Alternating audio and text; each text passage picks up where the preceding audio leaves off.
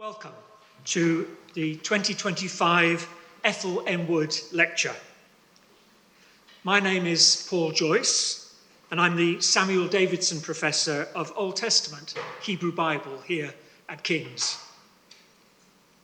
The Ethel M. Wood Lecture is an annual lecture endowed by Mrs. Ethel M. Wood back in 1947.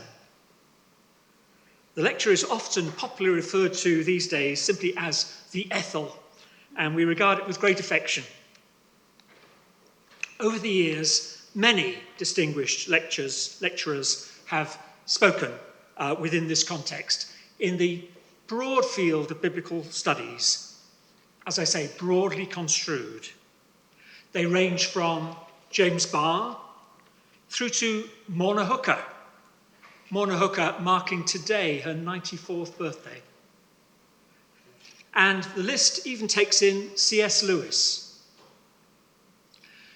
And a very happy and fitting addition to that list today is this evening's speaker, Professor Judith Buchanan, a professor of English and of film. Judith Buchanan is Master of St. Peter's College, Oxford, Professor of English and Film in the University of Oxford, and Pro-Vice-Chancellor without portfolio in that university.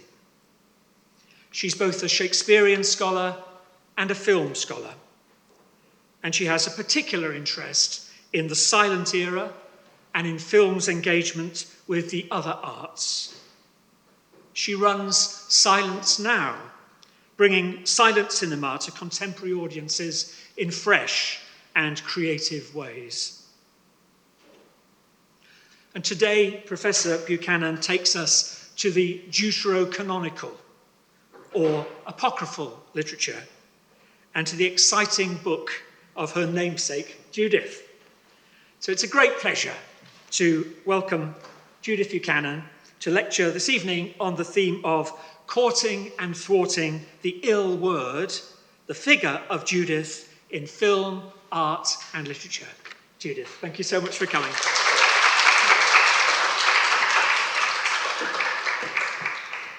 So many thanks to the Department of Theology and Religious Studies at King's for the kind invitation to speak, and of course to you, Paul, for your generous introduction. It's an honour to be giving the Ethel this year, and I'm aware that I have illustrious predecessors to follow in this. When Paul first approached me, I suggested that I might not be best qualified to Ethel. I assume it's a verb as well by now. But since I'm neither a theologian nor a biblical scholar, I come, as Paul indicated, from a literary background, and I'm a film scholar with a particular interest in the silent era.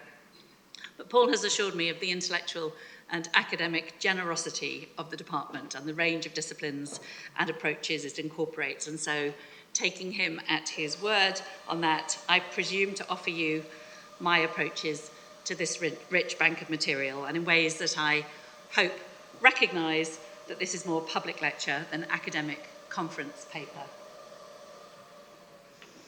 So how did I find my way into an interest in the apocryphal or deuterocanonical Judith?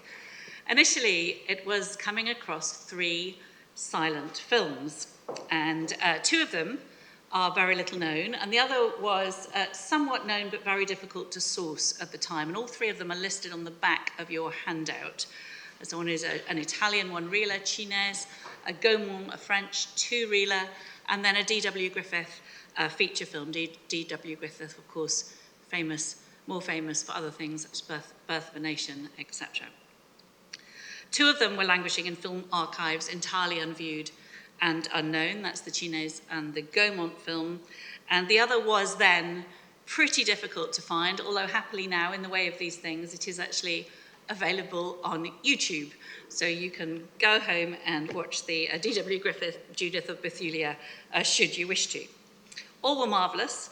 And in engagement with those early moving pictures and the early feature film, I asked myself what impulses and agendas were driving those film interpretations at their moments of production and first exhibition. What narrative impulses, what artistic, aesthetic, industrial, gender, political, and more impulses were underpinning it.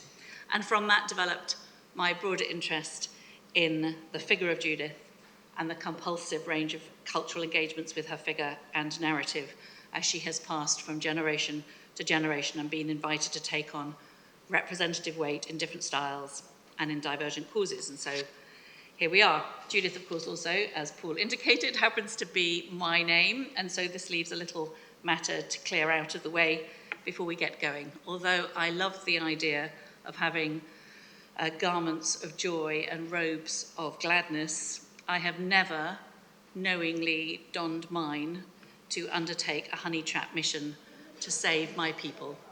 I have had no murderous designs upon a general's neck, and the number of adventurous raids I have made into the enemy camp is small. In sum, my own biography is disappointingly tame compared with that of my apocryphal namesake, so no distractions here from the cultural potency of the story of Judith from the Book of Judith. What's the provenance of that book? As many of you will, of course, know, it dates probably from the mid-2nd century BCE and was probably first written in Aramaic, but it survives in a Greek text as part of the Septuagint. It's considered deuterocanonical by the Catholic Church, but is not part of the Jewish or the Protestant canon. For those for whom the Apocrypha is the relevant referent, the Book of Judith forms part of it. It's not read as a story underpinned by historical veracity. Indeed, it sits conspicuously light both to geographical and historical accuracy. The town in which it is set, Bethulia, is an imaginary construct. Nebuchadnezzar is misidentified by moment and allegiance, etc. But it's a story about a woman whose very name means Jewess, that is freighted with symbolic and inspirational detail of a page-turning sort. As a powerful exemplary tale, it remains bound into part of the Judeo-Christian tradition, neither lost from the wider corpus of sacred texts, nor given canonical placement within them.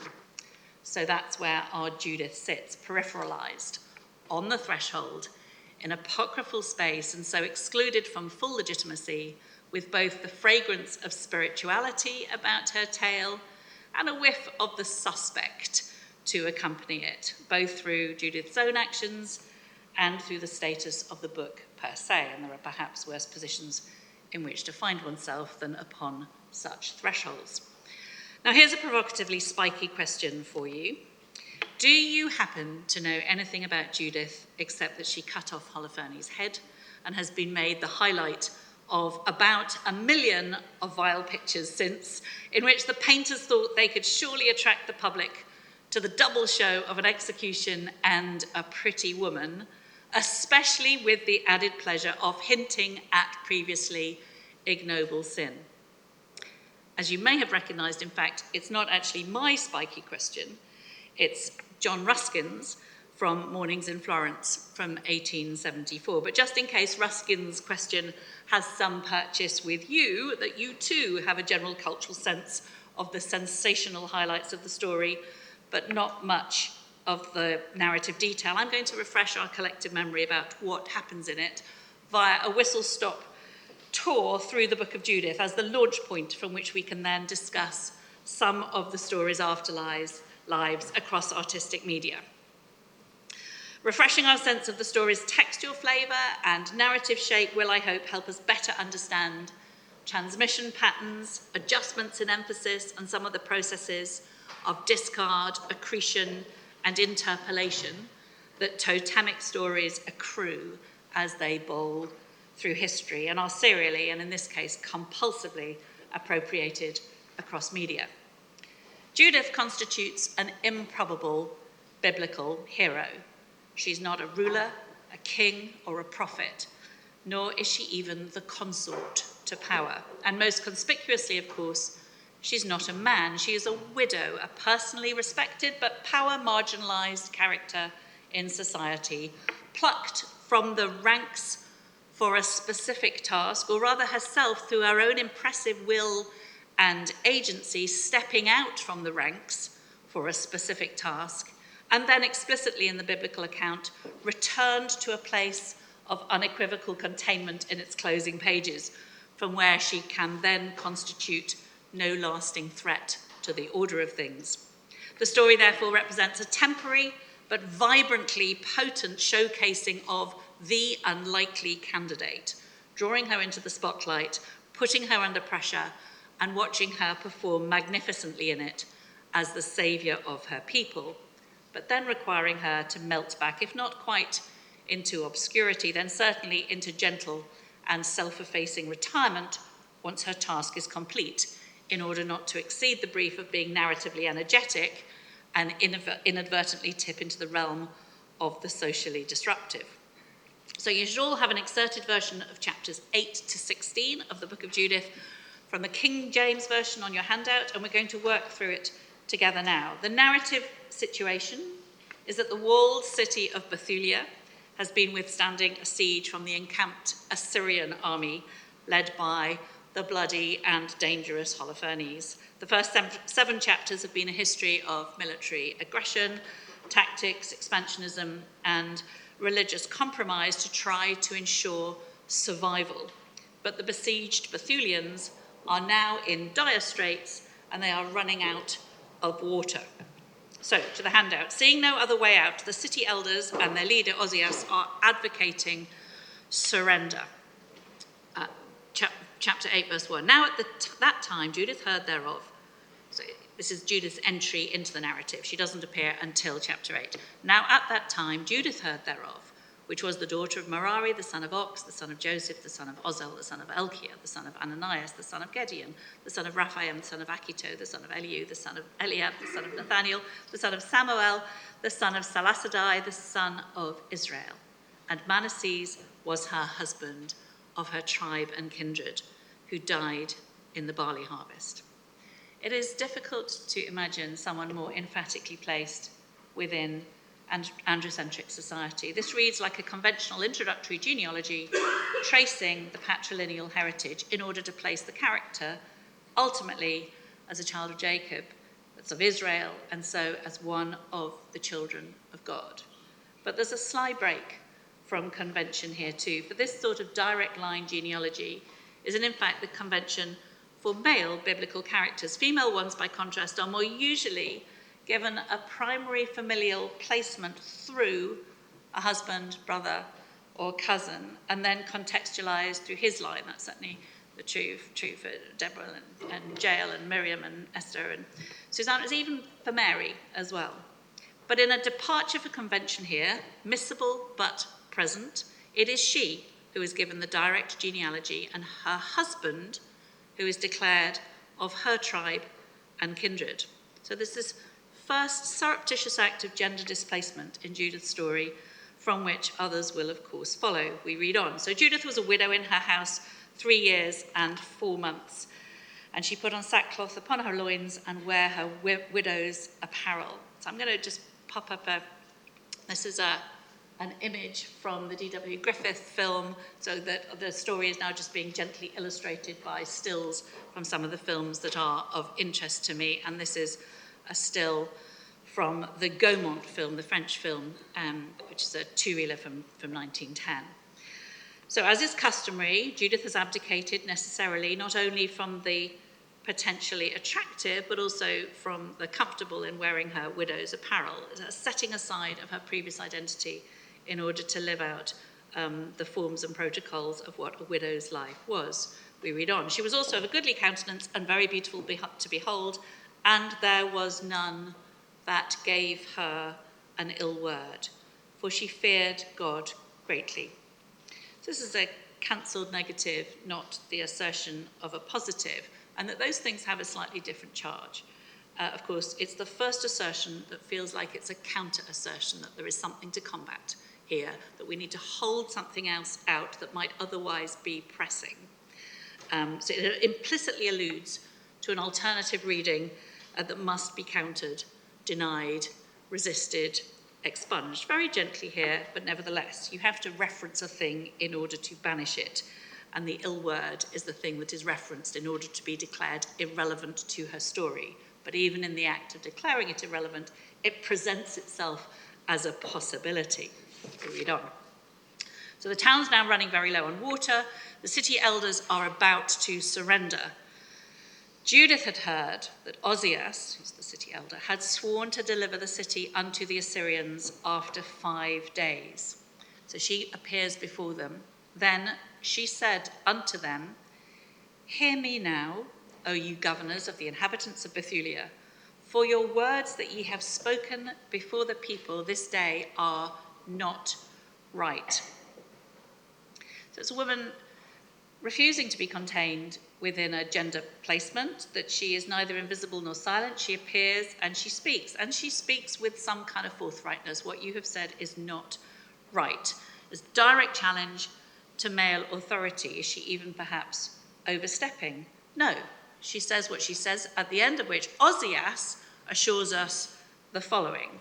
Then said Ozias to her, who has been spoken to and been told that what he's been saying is not right, all that thou hast thou spoken with a good heart, that we are assured that everything she's doing and saying has the stamp of the godly upon it. She frames her challenge to them in terms of piety. She holds to the imperatives of her piety, perhaps more closely, it seems, than they do, and that they reply by recognizing that her challenge to them comes from a good heart. But they also say, but the people were very thirsty and compelled us to do unto them as we have spoken. And indeed, the people have been saying that. Our children are dying. We are running out of water. Please, let's do a deal. Please, let's make a concessionary move to the besieging Assyrians. We cannot cope like this for much longer. This is the moment for appeasement, not for resolute holding out. Therefore, Ozias says back to her, now pray thou for us, because thou art a godly woman. Have we got the message? She is a godly woman. Nobody has said an ill word about her. Everything she's saying has been said from a good heart, and now she's explicitly being proclaimed a godly woman, all within a few verses of each other. And the Lord will send us rain to fill our cisterns, and we shall faint no more. Their pragmatism now looks like slightly weak and swayable leadership, as narrated here, and their solution is self-evidently short-termist. Let's hope it rains, that will fill our cisterns, keep us going for a bit. Let it rain to get us through the next few days. And the story, meanwhile, is insistent about the moral worth, the godly value of the heroine at its centre. Her programme is more ambitious. She replies, Then said Judith unto them, Hear me, and I will do a thing which shall go throughout all generations, not to get us through till the next rain. I will do a thing that will get us through, that shall go throughout all generations to the children of our nation. No stopgap solution here. She is going for broke. It's going to have historical weight. But, 34, inquire not ye of mine act, for I will not declare it unto you till the things be finished that I do. But don't ask me what it is. I'm not going to tell you about what it is. You're just going to have to trust me. Why not? Why would she not declare what it is that she has in mind? Well, she has a blistering plan in mind. We're about to see it unfold. Why would she not tell them about it and take them into her confidence and say, on this basis, you can trust me? Well, Judith knows, just like the story itself knows, that what she is about to do may be read in conflicting ways. She needs to hold off any scrutiny of what that plan might be until such time as she has some corker results to show for it. I read the book of Judith as containing, in effect, two stories. The official one, effortfully asserted, and the rogue story, the guerrilla one, effortfully suppressed, but everywhere visible, despite and sometimes because of the suppression as an alternative reading. We have the manifest tale and the latent tale that has to be either unsaid or sometimes explicitly set aside, denied, in order to avoid it taking supremacy. So what does she do? Ozias and co. don't get to ask, and they are not told, but we get a privileged ringside seat in seeing the intimacy and strategy of what happens next. Chapter 10. After praying in sackcloth and ashes, and this is Blanche Sweet doing exactly that in the D.W. Griffith film from 1913, Judith pulled off the sackcloth that she had on and put off the garments of her widowhood and washed her body all over with water. She did what? She washed her body all over with water. This is the resource they are running out of. They need this to survive. Every drop is going to be precious at this point. They might be on the point of surrendering to their enemy because they're worried about the amount of drinking water they do not have. And she's gone home and bathed. The provocative extravagance of this move in the context of a city running out of water is striking. This is costly, it's a decadent indulgence, or is it? It's a woman with a sense of destiny upon her because she and her mission are worth it. So having decided that this is actually, it's worth using some of this precious resource on her own body, she then anointed herself with precious ointment and braided the hair of her head and put a tire upon it and put on her garments of gladness. The New Jerusalem Bible has robe of joy, wherewith she was clad during the life of Manasseh, her husband. So in the Old English surviving fragment and the Judith epic poem, she is insistently configured as blessed maid, virgin bright, matchless maiden, valiant virgin, prudent damsel, wily maid, holy virgin, mettlesome maid, etc. You get the idea. This almost certainly means someone who is chaste living, but it is also true that Judith became closely associated with Mary, and so the virginal imagery was needed here. But pondering on the virginal associations of Judith, of course, and that she takes on those associations for the medieval church also helps prompt reflection on her very clear status, not as virgin, but as widow in the biblical account. She puts on her garments of gladness. Where does she get them from? She does not need to pop down to the Bethulian market to buy some. She had them from her former life. So she is resuscitating, reviving an identity that she used to have, that she used to know.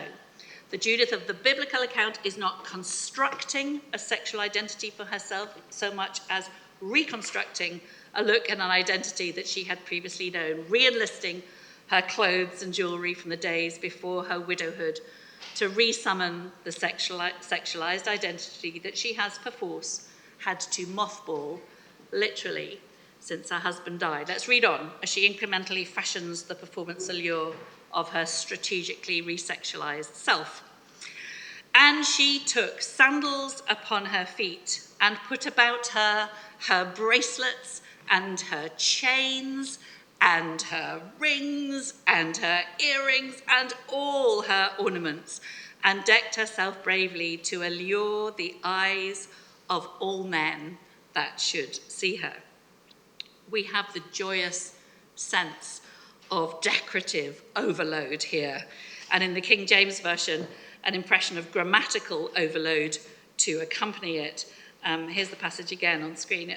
All those syntactically superfluous conjunctions, polysyndeton, if you like the words, and her chains, and her rings, and her earrings. It creates a sense of almost breathless admiration for the excess of this cumulative bedecking. And it's difficult to imagine that Judith herself is not finding some pleasure in this emphatic act of reclaiming something of her prior self, whatever might be about to ensue. And certainly the narrative voice seems quite taken with the makeover process it is relating as well.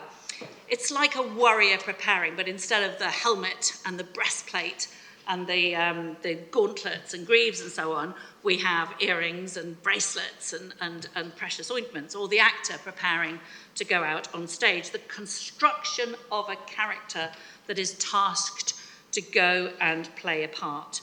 A quick shimmy away from the biblical account, back to the Gaumont here. In the context of a very short film, the film really enjoys this sequence. I'm not going to be showing any moving images, but I am showing a lot of stills from it. If you want to know how to get hold of these things, I can probably point you in the right direction at some point. So this is Judith at Holofernes, and that it invests a long time in having 3 attendants putting different parts onto her, and indeed of her then admiring the bits of it. So in the context of a really short film, it knows there is something weighty and important going on, but also to be enjoyed, and it is enjoyed. Judith then slips across to the Assyrian camp, where, as anticipated, her beauty and eloquence prove her passport into Holofernes' presence. So she arose and decked herself with her apparel and all her women's attire. Now, when Judith came in and sat down, Holofernes, his heart, was ravished with her, and his mind was moved, and he desired greatly her company, for he waited a time to deceive her from the day that he had seen her. So it's a little bit tame in the King James version. They think the Greek is a syngenesthai, which is coming together. I need to acknowledge at this point that my father, who died recently, helped me with this Greek. So it's a nice thing for me to be using something that he gifted to me. So the Greek communicates something that smacks a little less of afternoon tea and a little more of something more carnally inflected. It means a coming together. The RSV, so there's the King James version, desired greatly her company. The RSV gives it as he was moved with great desire to possess her. And then the New Jerusalem Bible drops coyness altogether. He was seized with a violent desire to sleep with her. We know what's at stake here. And not only does Judith know, but it's precisely what she's been playing for. It's only by being hotly desired that she gets her all areas pass. Let's read on.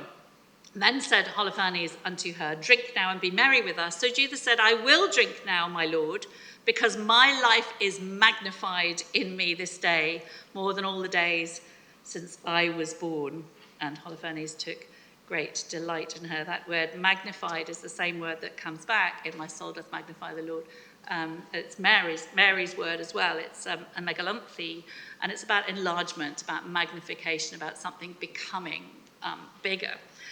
And that she says, my life is magnified in me this day more than all the days since I was born. Judith has a whole run of truth-telling lies in this story. To Holofernes, she says, I want nothing but to give pleasure to my Lord.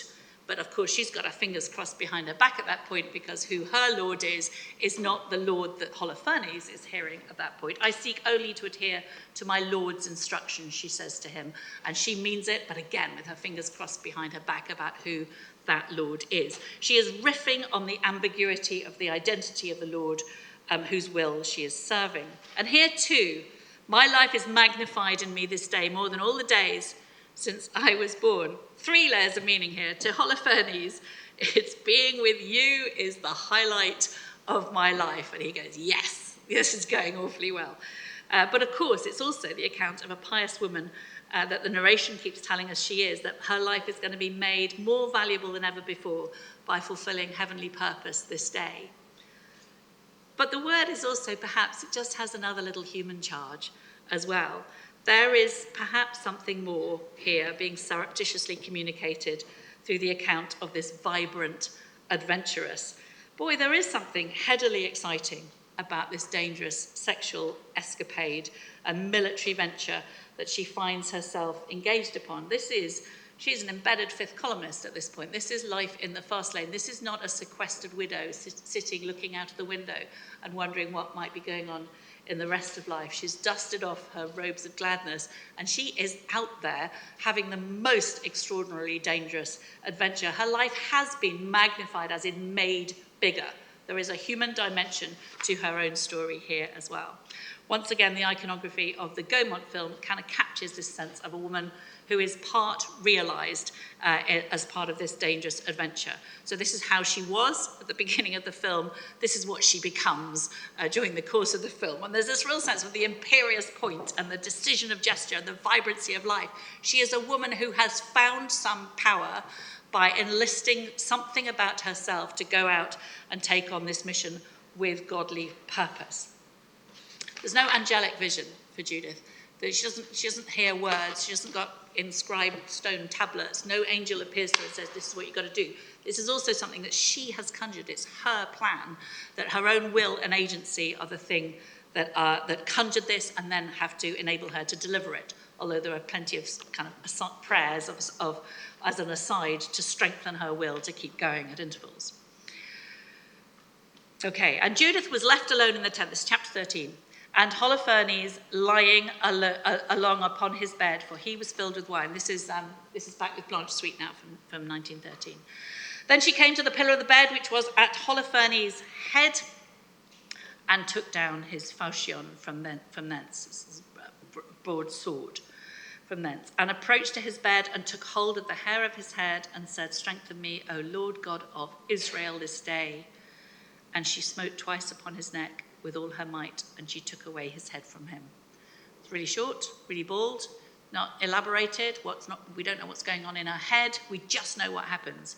And she smote twice upon his neck with all her might, and she took away his head from him. And there it is, the blow that launched 1,000 paintings. Quite bald in style, emotionally uninvestigative, and perhaps its lack of psychological intrusiveness. What is Judith thinking here has served as the invitation for subsequent interpreters to intrude on the narrative and ask those questions of which the source text itself fights shy. I also like the detail that it takes 2 blows to sever the neck. If you were a trained executioner or indeed a trained assassin, presumably you could get through with 1 blow. But also, there's something that is harder about going in for a second, because it's not going to be looking pretty at that point. You know, that actually the determination to see through the job with a second blow is harder than it must have been to strike the first. I imagine also she needs a guarantee of safe passage back into Bethulia, of course, so she needs to take that head with her, proof that she hasn't been turned. And tumbled his body down from the bed and pulled down the canopy from the pillars. And anon she went forth and gave Holofernes his head to her maid. They go back to Bethulia and are welcomed back into the town. Verse 15, so she took the head out of the bag and showed it, and said unto them, behold the head of Holofernes, the chief captain of the army of Assur, and behold the canopy wherein he did lie in his drunkenness, and the Lord hath smitten him by the hand of a woman. In addition to all of her many other competencies, this is a woman with a clear sense of theatre.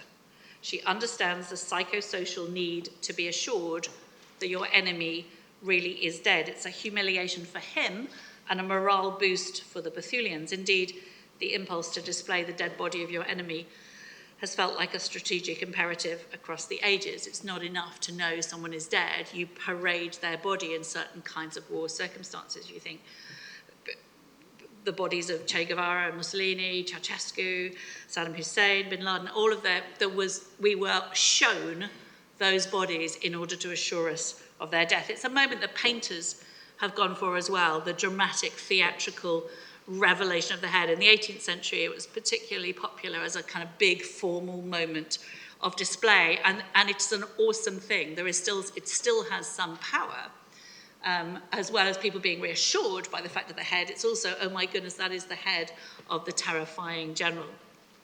Here's another one from the early-ish 18th century, and you can see the mother in the bottom frame right, reassuring the child that the bogeyman is dead at this point.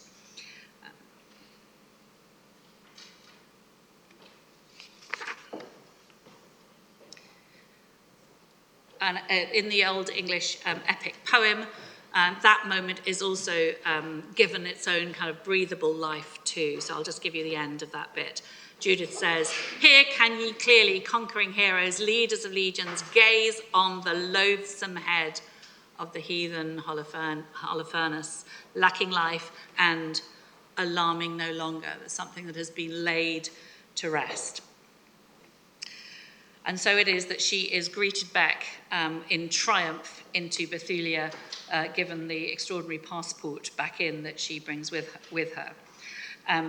And she then makes a detailed military plan to defeat the Assyrians And she announces the military plan, and it works to a T, and it turns into a rout, and that there is indeed much to celebrate. Chapter 15, picking it up at verse 12. Then all the women of Israel ran together to see her and blessed her and made a dance among them for her.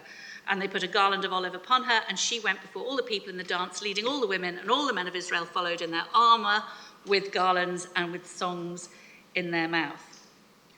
So by now, that minor act of gender displacement signalled in the direct line genealogy of chapter 8 has been supplemented by a series of acts that confirm Judith as displacing male authority at every turn.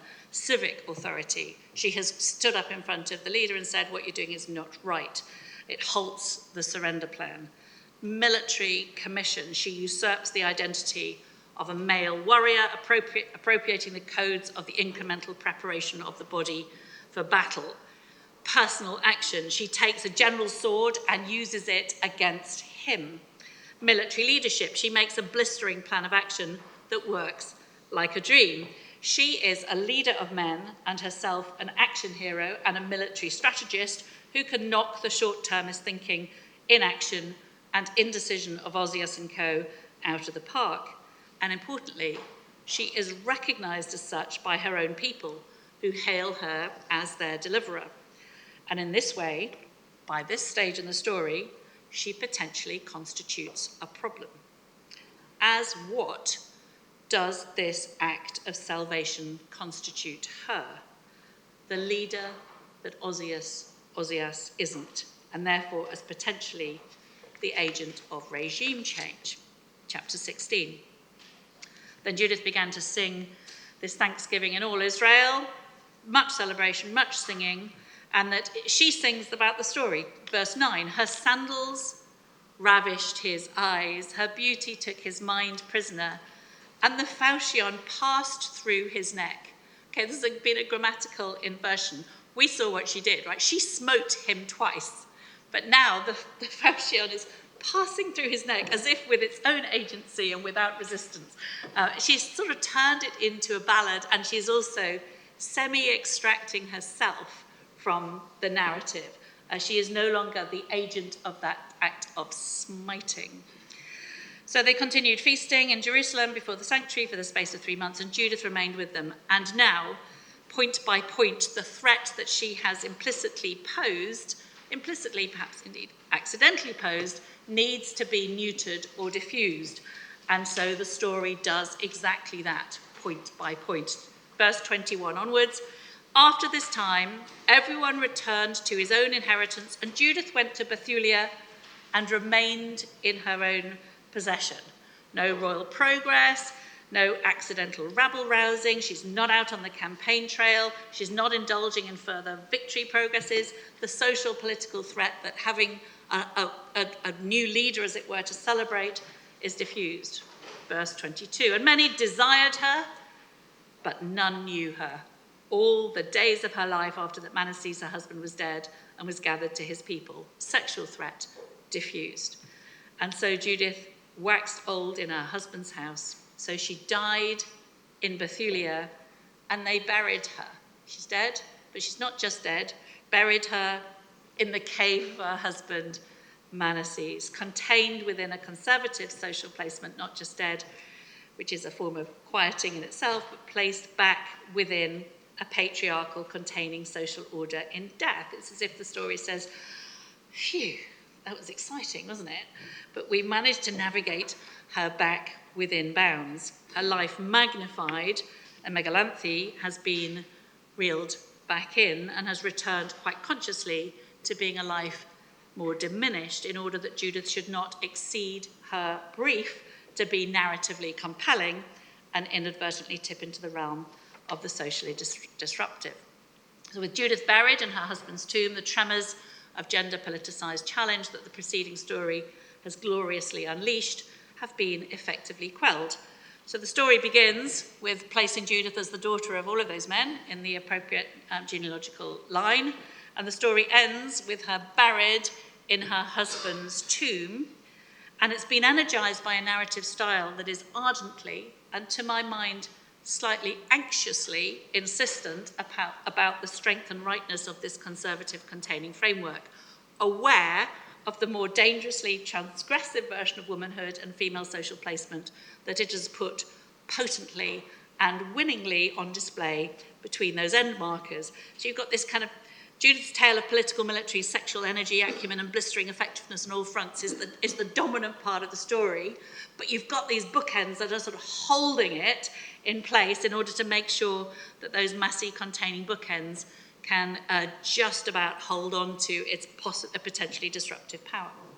The story's conspicuous paradoxes, murderous sexuality mixed with ardent piety, its sensational character, defenseless widow, slays, drunken general, and symbolic appeal, woman as seductress, warrior, avenger, patriot, politician, priest, whore, have made of it one to which artists across media have been repeatedly drawn, as its central character has been reconfigured as action hero, deadly castrating female, crusading soldier, chaste widow, godly emissary, the reluctant avenger of Dore's biblical illustration. She is scarcely present in the scene. Her eyes are always turned heavenward. It happens that the boringly prosaic stuff of her physical body is present there, but that she herself always has got her mind on higher things. Gleeful murderess sometimes. In Titian, 1515, Titian painted a Judith whose overriding serenity, maternally nurturing pose as she cradles the head, and reverential quality all but reconfigure her as a Madonna figure, her baby, the Christ child, incongruously replaced by a severed head on this occasion. The provocatively knowing woman in Déshabillé of Rubens' more carnal imagination about 100 years later, the Judith who is simultaneously fascinated and viscerally appalled by the actions she finds herself taking in the very famous Caravaggio. Her hand is firm, her body pulls away slightly, her brow is furrowed, her slightly complicated relationship to the activity on which she finds herself, unlike her maidservant, who is leaning in, eager to see what happens next and ready to fulfill her own job, which is presumably catching the head. Or simply an ordinary woman prompted by circumstances to do one extraordinary thing before retreating from the limelight once more. This tension at the heart of her representative value has been key to her identity across media and moment. As art critic and curator John Oliver Hand writes, Judith symbolised the power of women to vanquish men through cunning and sexual allure, and she also represented the triumph of vice over virtue. Leonard Robinson, some regarded Judith as essentially a virtuous woman who never sacrificed her honour before killing Holofernes, and some saw her as no better than a whore, a self-seeking Jezebel. Such apparently opposed judgments did not even need to be the domain of separate critics. In Judith's case, they could be found cohabiting. Thus it is that in response to a stage production of Judith in 1904, Nance O'Neill's performance of Judith in the stage production of Thomas Bailey Aldrich's play, the reviewer for the Boston Globe enthused, "The Boston stage has not in many days witnessed anything so sensuous, so seductive, and yet, at the same time, so free from coarseness. She practiced the wiles of a Cleopatra, a Circe, or a Lorelei, and through it all there was not the slightest detail to which the most fastidious might take exception." Judith's story is enticing partly because it flirts with material to which the fastidious might indeed take exception. But it is also a winningly crossover product, since when played in a particular light, it can straddle that treacherous chasm between the morally suspect and the thoroughly edifying with absolutely unrivaled poise. It is this promiscuous embracing of contradiction that has made of Judith a template through which each age and interest group could filter its own reflections on female virtue, sexuality, violence, piety, and the citizen's obligations to the state in time of need. For some, she is a mulia sancta, a holy woman who can brilliantly enact a mimetically persuasive performance of the unsacred, apparently without sacrificing her own sancta status in the process. Others have her as a gleeful, sexualized fifth columnist, Others are more interested in her symbolic and even political value than her personal attributes. There's a discernible thread in French versions of Judith. The French have regularly appropriated her as a patriotic emblem of the warrior spirit. She is aligned with La Pucelle, with Joan of Arc, as a purposeful, patriotic and unconflicted woman, Judith and Joan of Arc shown here together.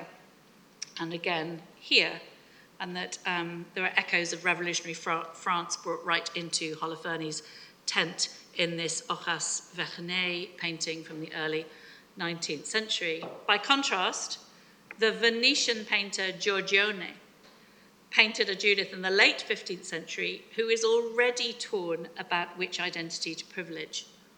Waist up, she seems a very model of virtue, soberly attired, modestly coiffed, and without fancy adornment. However, waist down, her story seems a little other.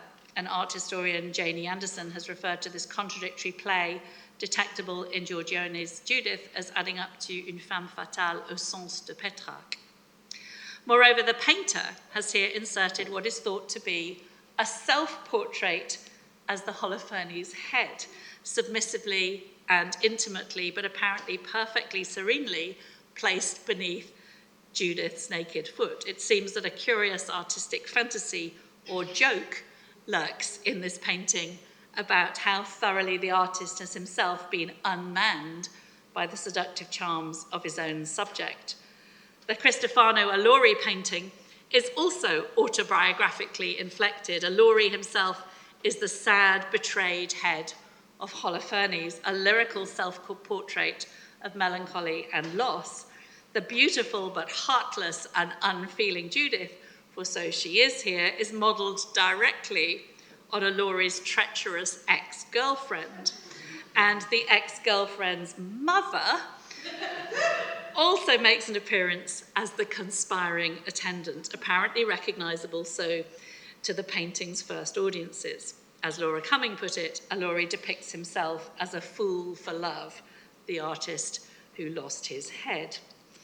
Cranach produced a run of Judiths, each of whom was configured as a fashionable contemporary court beauty, displaying her latest modish accessory, more exclusive than the decorative brooch or embroidered scarf or prouder handbag, perhaps. The severed head is this year's thing. And so we come to Artemisia Gentileschi's justifiably famous painting.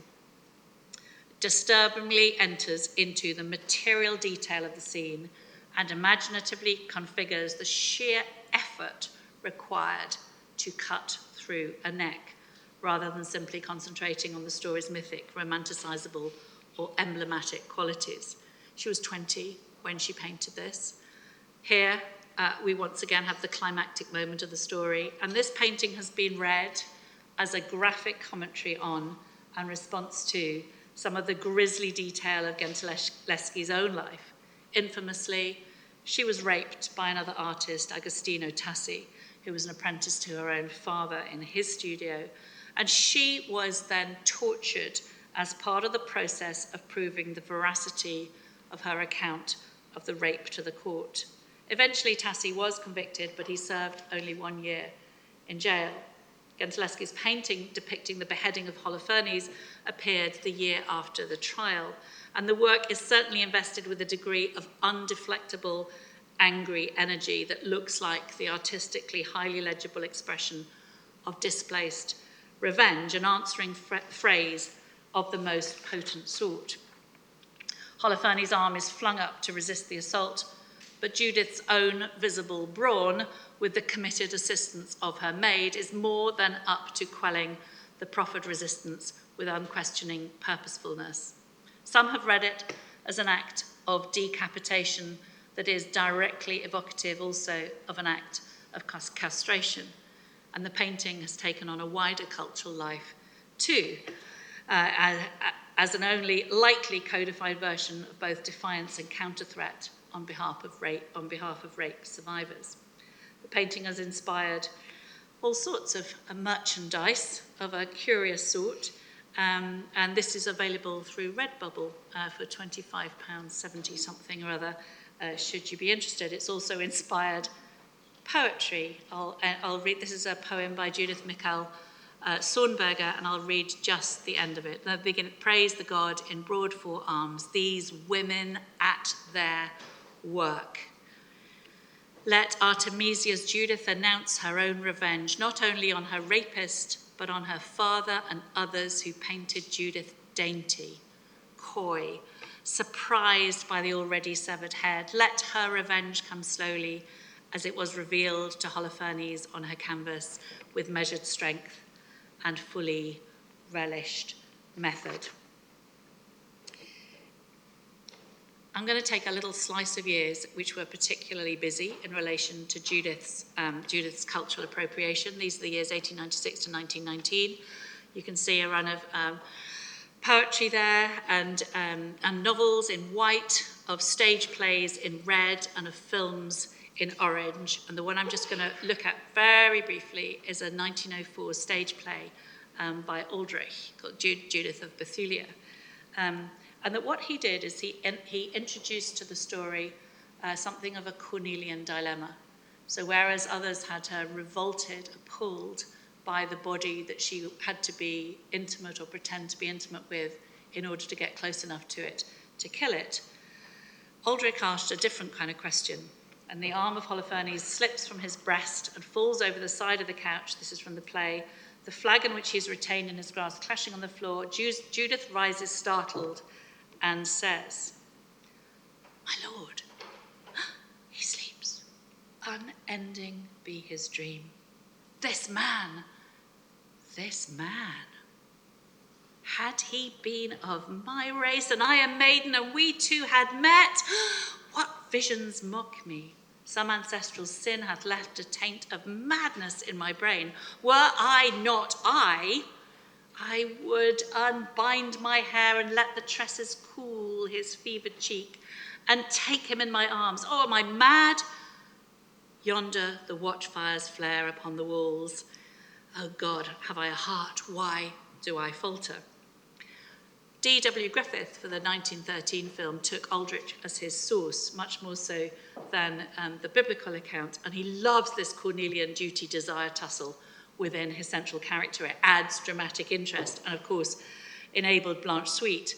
It gave her a whole range of kind of performance bravuras, vacillation, as she thought about whether or not she should indeed kill the sleeping man before her, before she resummons her resolution and decides to see it through. There's a wonderful moment, which we're just going to dwell on as our route out here, because the Griffith film also exceeds Aldrich in its psychological investigative instincts by adding a further layer of complexity to Judith's interior life, going one step further than the Aldrich interpolation of a desire for Holofernes. And this becomes most evident in the film in a sequence in her tent in the Assyrian camp as Judith prepares herself spiritually and physically to meet Holofernes. She embarks with her maidservant upon a religious rite of self-cleansing. The maidservant is dressed in her sober, modest, body-obscuring dark robes, reminiscent of the identity that Judith used to have as a touchstone against which Judith can now define herself. The two women go through the mimetic liturgy of the apotropaic rite together, acting in perfectly synchronized harmony. Judith happy to identify herself with her maid, and implicitly through her, with the piety of her own former chaste, widowed self. But the reassumption of a sexual identity that Judith's seductive outfit represents in itself becomes a distraction for Judith herself, and almost unwittingly, she breaks both from the reminder of her former self and from the gestural self-alignment with the pious rite in order to take some physical pleasure in her own self and the sexual identity she has taken upon herself to perform. The lure of the competing identity proves potent, and she has to remind herself of the things she is fighting against in order to be able to quell the antagonistically configured selves between which she's now trying to mediate. The moment is telling. At the very end of the D.W. Griffiths film, we have Judith reach back in her widow's house in Bethulia, reaching out to the world beyond, remembering her own engagements with it, and then willfully needing to take her own right hand with her left and bring it back in order to be able to offer it up as a sort of penitential offering of recontaining herself back into the space that she had expanded out through having magnified her own life. Both she and those who've narrated and pictorialized her story across media and down the centuries have always known that the ill word that the narrator of the apocryphal account is keen to assert did not touch her godly life can be applied to her and to all women who live bravely and use what they have energetically, resourcefully, and sometimes placing higher ends above their own welfare.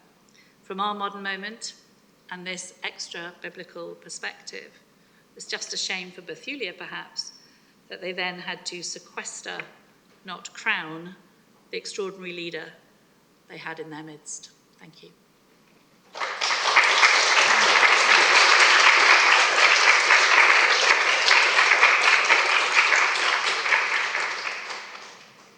Thank you very much indeed, Julie. That's splendid. And we now have some opportunity for questions and discussion. And I know I spot several people I know who love this book as much as I think Judith does. So lots of opportunity for questions. There is a roving mic. Please make sure it is switched on, as it is right now, I think, when you ask your question. Who would like to go first? I see a hand raised over there. Good.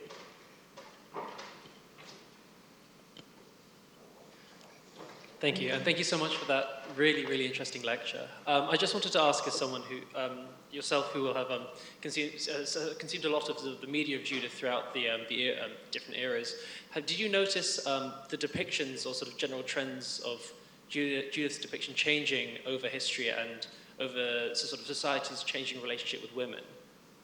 Absolutely. So had I had more time, I would have loved to stay longer in 1896 to 1919. Of course, there's a lot at stake in terms of gender politics in that period, including suffrage, and there's a kind of intensity of interest, and there are counter impulses at work there. So there's a version of it that marries her off at the end. So even before she dies, we need to, that needs to be a little bit more contained yet. We can't wait till she dies to be buried in her husband's tomb. Let's give her a master now at this point.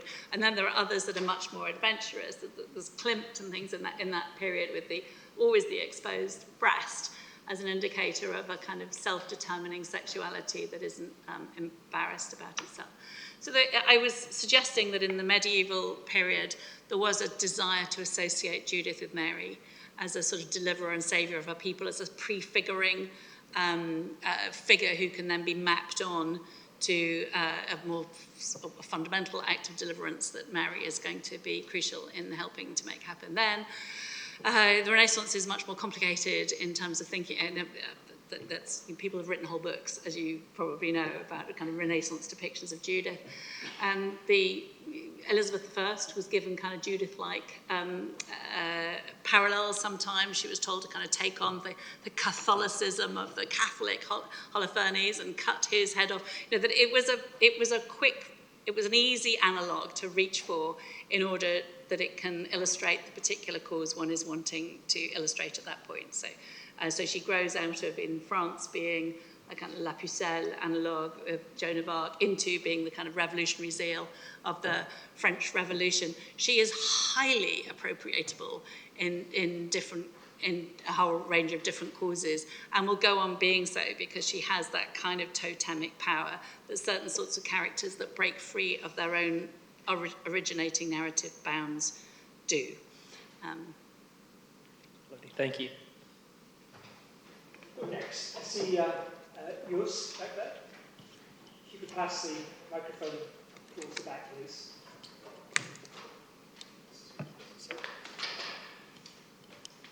Thank you. Thank you all for your help with that. And thank you for your talk. One of my favorite paintings of this subject is Sebastiano del Piombo in the National Gallery. And it's often called Judith, but it's also often called Salome. And I wanted to ask you what you make of the confusion between these two very different women.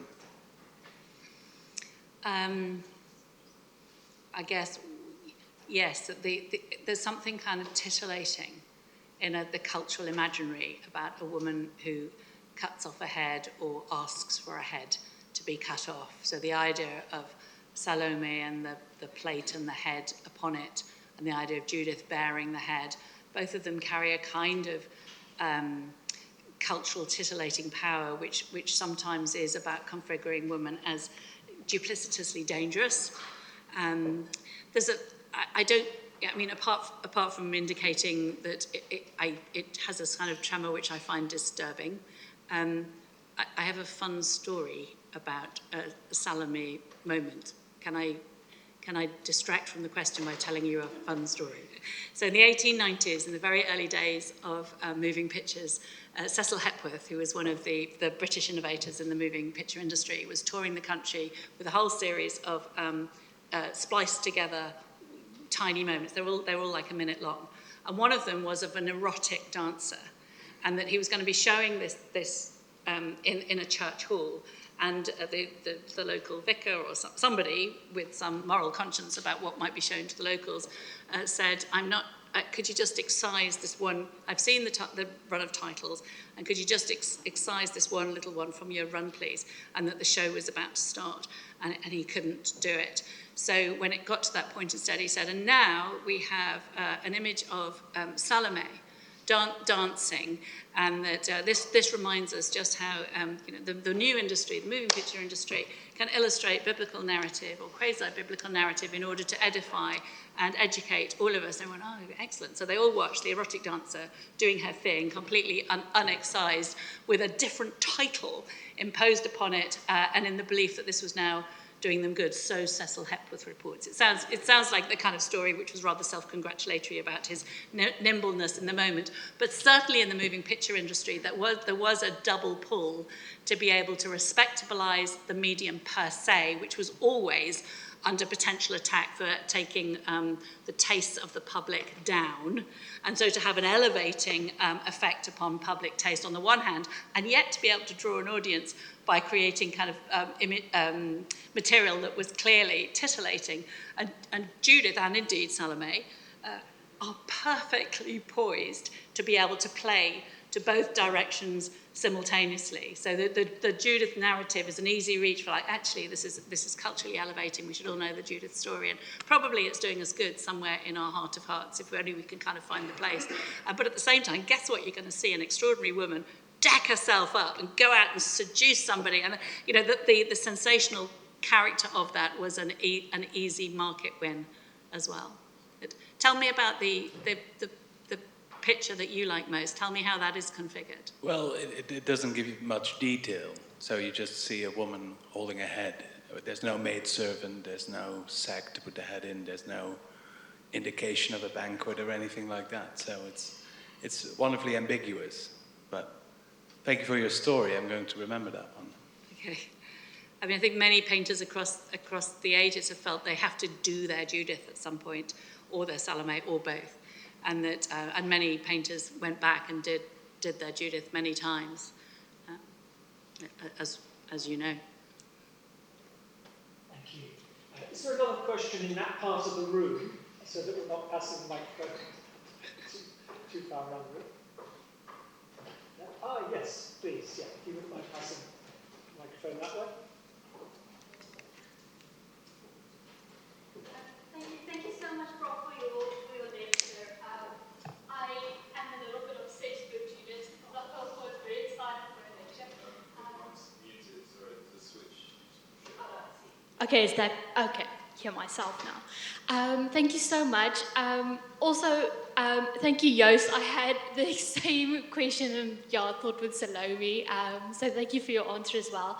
I'm curious. A lot of the times, in terms of also if we look at the artworks on the screen, the fact that, okay, so a lot of what we have of Judith, or the interpretations, are from a male viewpoint, and then we have the Artemisia one, which has something different.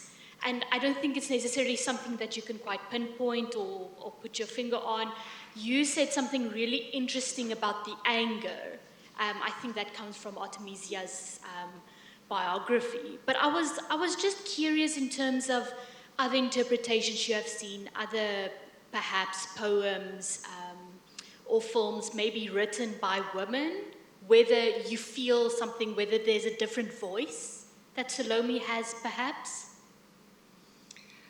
Well, the poem that I gave you a little bit of is from a female poet, and that she is definitely wanting to catch on to the Artemisia coattails in telling that story in a different way.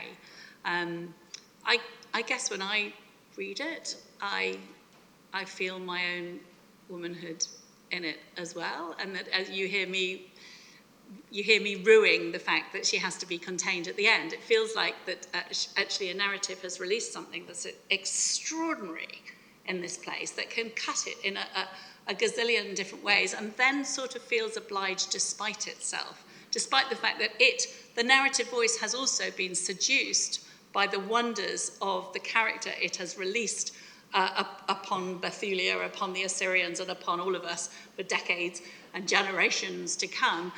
But it sort of feels a really, a sort of abdication from the wonders that it has been enjoying before that point in order to reel that back. So in some ways, I think the tension of allowing her to explode out of it is already inherent in the story in its original form. One feels the tension of being able to try and contain her in that space.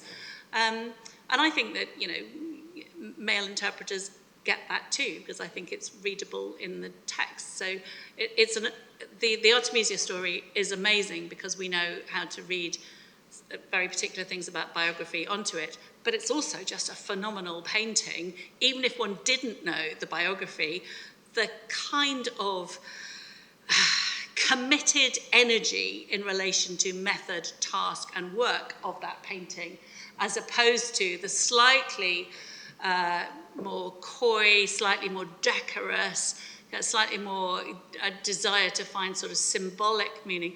This is earthy, it is about flesh, it's about hard work, and that there does seem to be something that is fueled by an extraordinary artistic vision, an understanding of body, and actually I suspect it's pretty hard work, cutting her head off, but also by something internal to her anger about what has happened to her. This is a 20-year-old artist who has been through trauma, not only physical trauma of abuse, but then the legal trauma of needing to go through thumbscrews in order to test the veracity of her account. Boy, I would be angry. Thank you. Now, should we give this side of the room a little chance?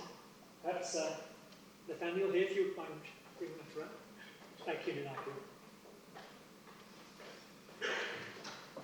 Just before we take the question, perhaps I could just say to the previous questioner, perhaps you could tell me about some of the female-driven engagements that you know about afterwards. If you have some to tell me about, I'd love to hear about them.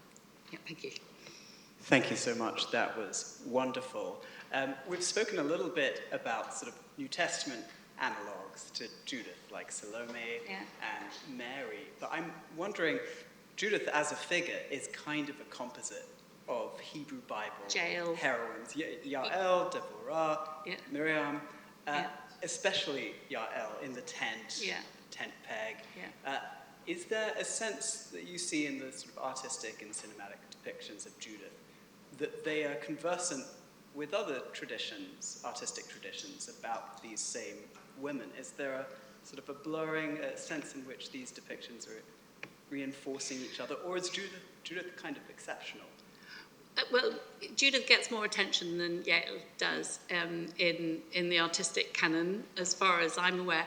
But that actually, kind of extra-biblically, there are other parallels that I would perhaps want to bring alongside. So yes, in narrative, she is a narrative composite. She takes She takes all the good or the most exciting or the most sensational or the most dramatic bits of a whole series of biblical heroines, and that yes, she dances and sings at the end. Yes, she kills somebody early.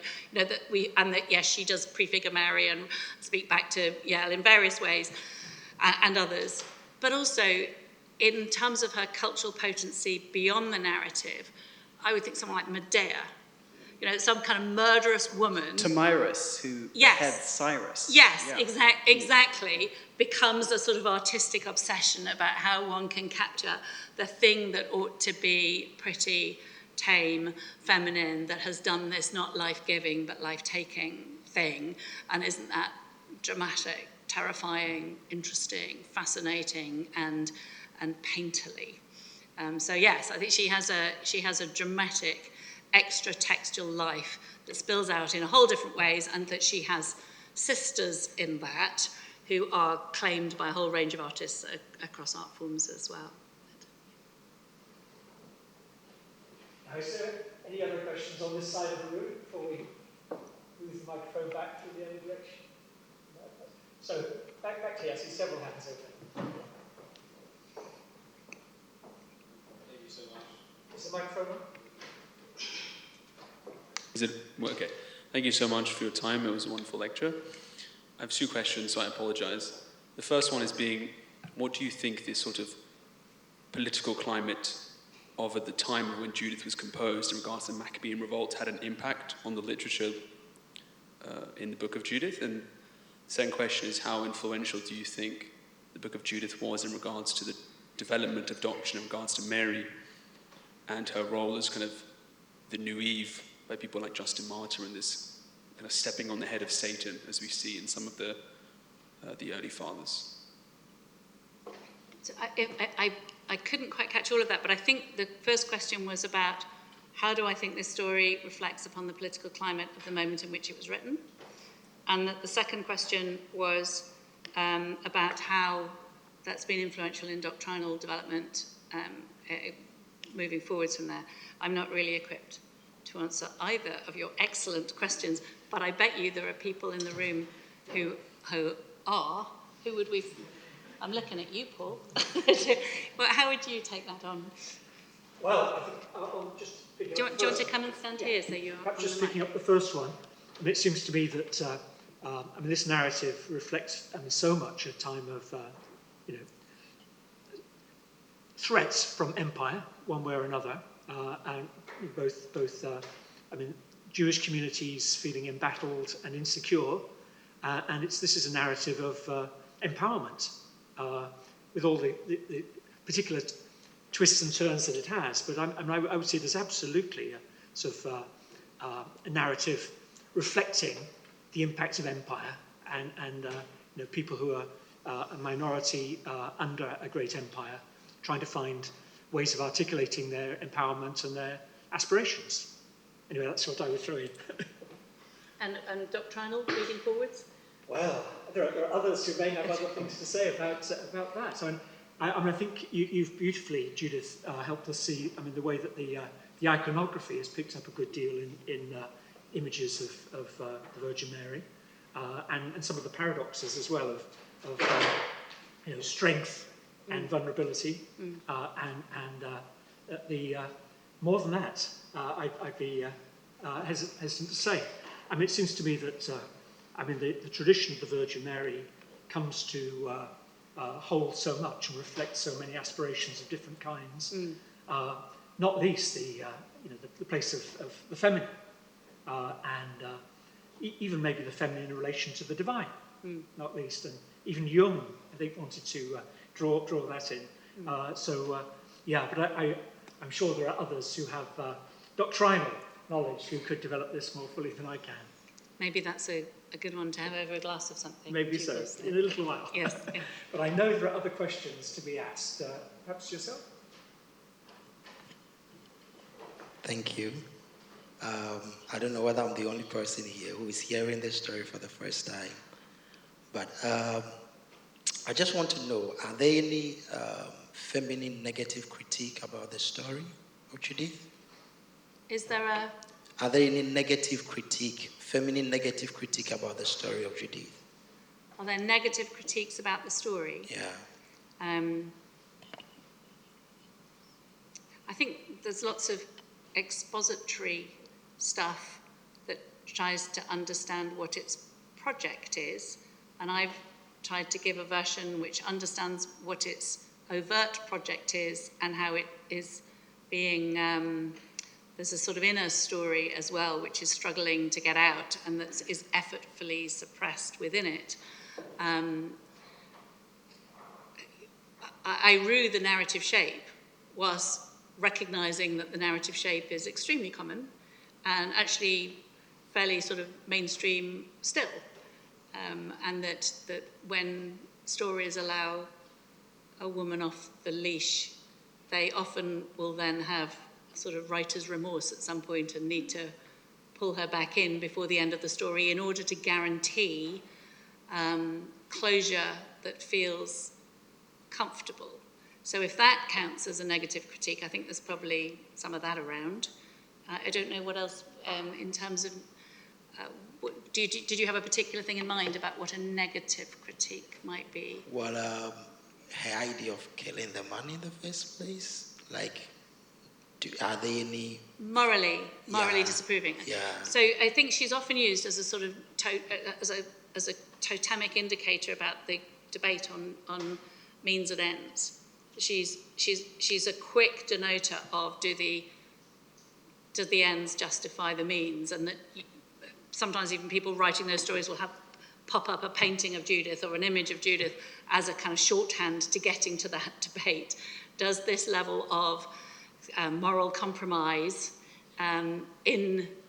with a godly purpose in mind, or with an end to rescue other people who are suffering in mind, is that justified? So as a means and end debate, she's a great economical indicator of how that story might run, and that people then would fall out on different sides of that actually there is no end which would merit compromising one's own pure sexual identity, but that she goes out and that the town celebrates it for having delivered them, and that she said, I'm setting something higher than my own precious sense of my own virtue, as I will do my best to protect my virtue within these fairly capacious bounds, but I will take it where I need to take it in order to do the job that I think is more important than protecting some precious sense of my own sexual virtue at this point. So that debate could go either way, depending on your starting positions in relation to it. What do you think, Paul? Is there a weight of moral downness on Judith? I certainly have seen some of that. In the tradition, because it seems to be it's a troubling story in many ways, isn't it? Which you brought out beautifully. Yeah. That did lead me actually to want to ask a related question, in the sense, or one that moves on, which is you helped us see what an ambiguous figure Judith is in the narrative, and we see that also in the reception in various ways that you illustrated. Can I ask about its place within the deuterocanonical material? In the Apocrypha of some traditions, does that play out a certain sort of edginess, a certain liminal nature, neither quite in nor out? Yeah. I wonder if you have thoughts about that. Well, I do think it's licensing for artistic collaborators, interpolators, that she is both sort of holy and sort of not absolutely establishment central, that there is something licensing and permissive about being able to claim her without necessarily treading in your hobnail boots all over something that other people are going to think is centrally sacred text, and that it has, that some of the material in its most extreme forms, it's gone to kind of pornographic kind of material as well, that I haven't shown any of that, but it's lurid and it's cheap at its most extreme end, and that the fact that people have felt able to step in those ways perhaps has been enhanced by the apocryphal placement of the text, which is therefore a less establishment troubling, church troubling move than it would be in relation to some other texts. So that the liminal placement, that threshold of kind of spiritual but not quite spiritual enough, kind of true but not quite true enough, indicating things that have a deeper truth but not attached to a geography or a history that we can actually pin in those ways, probably has been licensing for more extreme interpretations. Thank you. Shortly, I think we're going to be moving to some liquid refreshment of another kind. But perhaps Jonathan, perhaps a last question from Jonathan. Thank you very much for your wonderful talk. I just wanted to ask about Judith's words, because we hear her speaking in the Hebrew, in this text, but obviously in the silent films she's silent, and in the portraits, even her lips don't seem to be moving. I just wonder if you could share a few words about her words, please. Yeah, that's interesting, isn't it? I mean, she's a woman of fairly emphatic words, isn't she? That she doesn't mince them, and she speaks without fear or favour to authority. And then she does this kind of slightly gentle self-excising moves at the end in order that the story can continue without her necessarily needing to be central to its narration. So yes, as a wielder of words, she is extremely interesting. There are novels and plays and things that do all that, although often the play texts in particular are deeply conservative about where they then move her into the placement they then put her in. I suppose that the painterly history, a starting position might be that she has been silenced, but oh my goodness, look at them. That's the noisiest kind of silence you could imagine, isn't it? That artists are trying to find a kind of eloquence and sometimes a volume in relation to what her iconographic presence can do, can say, either by elision or rhyme with other characters, or by a sort of breaking out from the kind of mould that the female character might be placed in. This one here, I didn't talk about. This is William Etty. I lived in York for many years, and Etty was a man from York, so I'm quite interested in him. And that the York Art Gallery has a whole series of sketches towards this. This in itself is still a sketch. That's not the final version. But what was interesting to me is that the arm kept moving. So where the arm was placed was sometimes much more on the sort of terrestrial plane, and that he ended up deciding that the arm was going to go straight heavenwards in order to, although she's in a state of interesting déshabille and one can see her thigh, and that there is a sexualized identity to that, where the arm goes is like, actually, my thoughts are heavenward, so don't be deceived by the fact that, I look as if I'm in a compromising position. So even in the absence of words, there has been an awful lot of inventive, entrepreneurial and quite eloquent intervention into how to use the iconography in order to speak, and she does. I think it's time we're due to close alas. It's some years ago now since I was at a dinner at Judith's college and learnt how fascinating Judith Buchanan is on the Judith of the Apocrypha, the deuterocanonical material. And I hatched the idea that someday it'd be great if we could persuade her to come to King's and talk about Judith. And eventually we managed to get you, Judith. So I'm thrilled, and you've surpassed all hopes and expectations. That's been wonderful. Thank you so much. It's a pleasure.